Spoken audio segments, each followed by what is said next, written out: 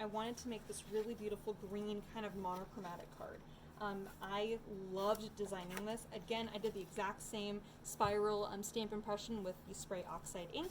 So we're going to go ahead and just lay that down first and foremost.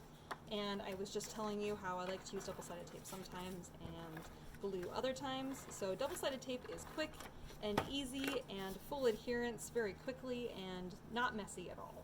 So I'm going to lay that down and we'll do the dark green on all 4 sides. Then we're going to use our white piece here, which is a text weight's a little bit lighter weight. So we're going to go ahead and put double-sided tape on the back side of that.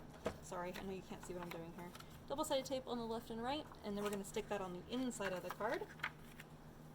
So there is about I would say, 1/8 of an inch on all 4 sides of the green. All right, so then back on the front, I'm going to take this kind of splattery kind of paper that we made, again with the spray oxide ink. We just did a quick little mist.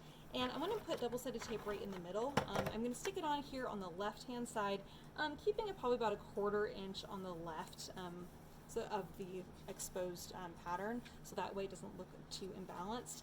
Now I'm going to flip this over, and where it's hanging off of the edge, I'm going to trim this.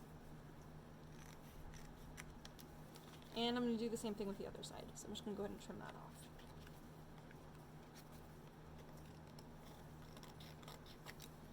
Okay, so then we just have that splatter that goes top to bottom. All right. Oh, I forgot to lay on the vellum.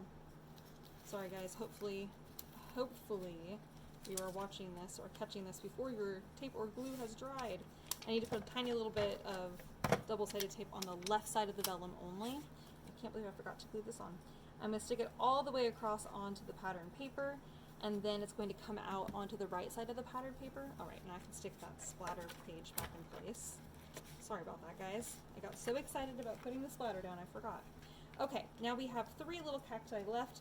I'm going to go ahead and I'm just going to glue down these 2 little guys, I think. Those are the ones I want to use. So I'm just going to go ahead and glue them in place. And I want to make sure that my little spiral is still seen wherever it ends up being, wherever you end up putting it on your card. Okay, we'll stick those guys in place. I love how cute those are. Oh, so precious. And then on the inside, I'm going to go ahead and glue down that last little cactus. And because I like to put him on the inside. So sweet. All right, now to finish off this card, we are going to take this twine, and there are 2 yards, there's 2 yards in total of this twine. Okay, so this is my plan, because I wanted it to be a little bit more full than what we usually do with twine.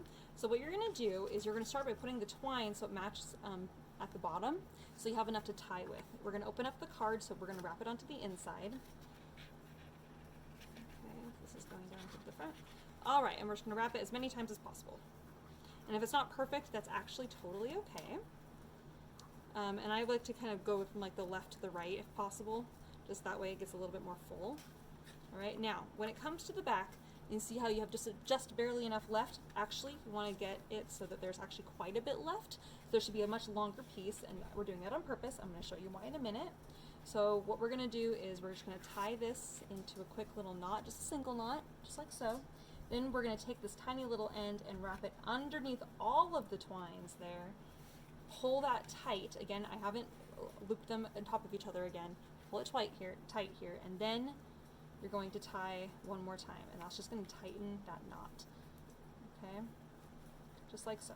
Now, if you want to do it again a second time, just to make sure that that knot stays, you are, of course, welcome to do so. Okay? Now you're like, why did we leave this one so long? I'm about ready to show you. So go ahead and trim these very small. And then if you flip over to the inside of the card, you'll probably notice, oh wow, they're just straight, or maybe they're wonky, or they're just not really looking very nice at all. That's okay. I noticed the same thing when I did my card the first time. So you're going to pick up those little twines. I know it's hard to see. Pick them all up like this, and then bring your other piece of twine, wrap it underneath those, and then just tie them together.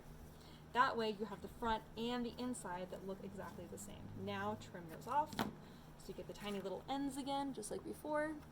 See? And there we have it. So now you can go to the front and you can splay these out a little bit more if you like to do that and want to make them look a little bit better. But no matter what, it will be tight enough to come together in the middle. Okay. All right, and there we have all 3 cards for today. Aren't these so fun, you guys? Oh my gosh, I loved making them. Absolutely loved making these cards. And look, they make a perfect set together too, but they're kind of summery and kind of fun. So there we have our cards from card class this week. Hope you guys had a good time. Thanks for joining me. See you guys later. Bye-bye.